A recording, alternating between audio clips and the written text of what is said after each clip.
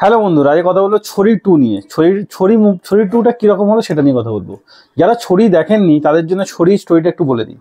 ছড়িতে দেখানো হয় নুসরত ভরুচা, যার নাম এখানে সাক্ষী।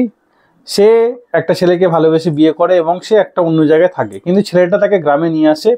সে প্রেগনেন্ট হওয়ার পর সে বলে যে গ্রামের মধ্যেই তার মা বাবার সঙ্গে থেকেই তার যে সন্তান হবে সেখানেই হবে। কিন্তু ফাইনালি সে তাকে ছেড়ে দিয়ে অন্য জায়গায় চলে যায় এবং সে তাকে প্রিটেন্ড করে যে সে মারা গেছে।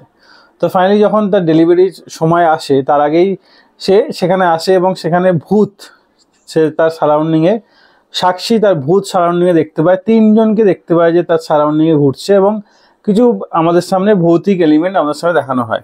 এবং সাক্ষী তিনটে বাচ্চাকে সেখানে দেখে, কারণ দেখে তার পরে তার কারণ জানতে পারে যে তার যে হাজব্যান্ড আছে সে হচ্ছে মেয়েদের বিয়ে করে একটাই কারণে, যাতে তার বেটা মানে হচ্ছে ছেলে জন্ম হয়।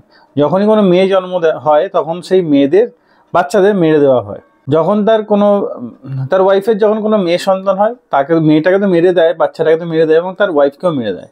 এইভাবে সেই হিসাবেই সাক্ষীকে বিয়ে করে এখানে এনেছিল। কিন্তু সাক্ষী পরে সব বুঝতে পারে এবং ভৌতিক ঘটনাগুলো তার সঙ্গে কেন ঘটছে সেগুলো সে বুঝতে পারে এবং সে তিনজনকেই, তার বাবা মা এবং তার হাজব্যান্ডকে মেরে সেখান থেকে পালিয়ে যায় এবং একটা পুলিশ তাকে হেল্প করে এবং এখান থেকে সেকেন্ড পার্ট শুরু হয়। সেকেন্ড পার্টে দেখানো হয় ছড়ি টুর। এখানে দেখানো হয় সেই পুলিশটার বাড়িতেই সাক্ষী আছে তার মেয়েকে নিয়ে, কিন্তু মেয়েটার একটা রোগ আছে। যখনই রোদে বেরোয় মেয়েটা, তখন মেয়েটার স্কিন লাল হয়ে যায়।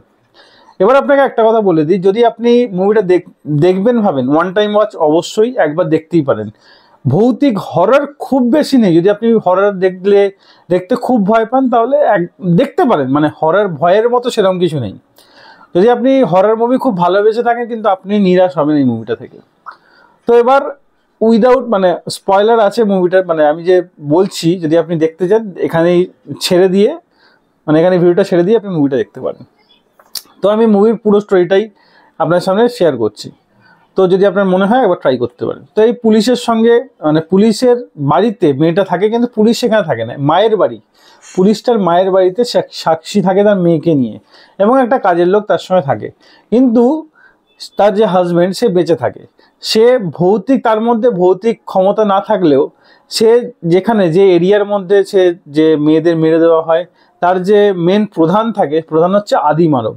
সে মেয়েদের সঙ্গে যে মেয়েদের এরকম যার রোদে যা দেখলেই লাল লাল হয়ে যায়, যার স্ক্রিন প্রবলেম আছে, তাদের সঙ্গে সেই যে আদি মানব আছে সে থাকে, তাকে দাসী বানায়। যদি সে সহ্য করতে পারে, সেই বাচ্চা মেয়েটা যদি তার ঠিকঠাক সেবা করতে পারে তাহলে সে দাসী হয়ে যাবে। তো এটা আমি আর খুলে বললাম না, আপনি এই মুভিটা দেখতে পাবেন। তো এখানে সোয়ালি খানকে দেখানো হয় সে আদি মানবের দাসী এবং সোয়ালি খানের মধ্যেই মেন যে ক্ষমতা, আদি মানব কিছুটা ক্ষমতা সোয়ালি খানকে দিয়েছে, যেহেতু সে তার দাসী, সে তাকে সেবা করে এবং তার হাজব্যান্ড বেঁচে থাকে এবং সেই সোয়ালি খানের ভূত সেখানে গিয়ে সেই চাকরটাকে এবং মেয়েটাকে ওখান থেকে তুলে নিয়ে আসার পর সেখানের মুখিয়া তাদের কিডন্যাপ করে নিয়ে চলে আসবে। সেখানে পুলিশ এবং সাক্ষী যাবে বাচ্চাটাকে খুঁজতে, কিন্তু সাক্ষী সেখান থেকে কিডন্যাপ হয়ে যাওয়ার পর এত ভুলভুলিয়া দেখানো হয়। মুভিটার মধ্যে হরর এলিমেন্ট সেরকম না থাকলেও কিন্তু এতটা বেশি আপনি এতটা ক্যারেক্টারের সঙ্গে নিজেকে কানেক্ট করতে পারবেন যে মুভিটা আপনাকে ভালো লাগবে। যাই হোক, এখানে প্রচুর কিছু দেখানো হয়, যাদের প্রচুর মেয়েদের মেরে দেওয়া হয়, যাদের মেয়ে হয়েছে মেয়েদেরকে মেরে দেওয়া হয় এবং যাদের জন্য মেয়ে হয়েছে সেই যে ওয়াইফগুলোকেও মেরে দেওয়া হয়। তাদের আত্মাও সেখানে ঘোরাঘুরি করে, সেই আত্মা থেকে সাক্ষী পাওয়ার পাবে এবং তার হাজব্যান্ডের সঙ্গে লড়াই করবে। এবং পরে সোয়ালি খানও এই যে বাচ্চাদের একটা প্রথা আছে, সেই প্রথাটাকেও সোয়ালি খান বিরোধ করে ফাইনালি লাস্ট সিনে দেখানো হবে সাক্ষী সেই যাদের মেরে দেওয়া হয়েছে তাদের পাওয়ার নিজে নিয়ে আদি মানবকে শেষ করে দিচ্ছে। এটাই আমাদের লাস্ট সিন দেখানো হয়। হ্যাঁ, আমি আগেই বলেছি মুভিটা ওয়ান টাইম ওয়াচ। যদি আপনার মনে হয় মুভিটা দেখবেন, অবশ্যই মুভিটা দেখতে পারেন, আশা করছি ভালো লাগবে। মুভিটাকে আমাকে যদি রেটিং দেওয়া হয়, মুভিটাকে আমি দেবো 3 আউট অফ 5 স্টার।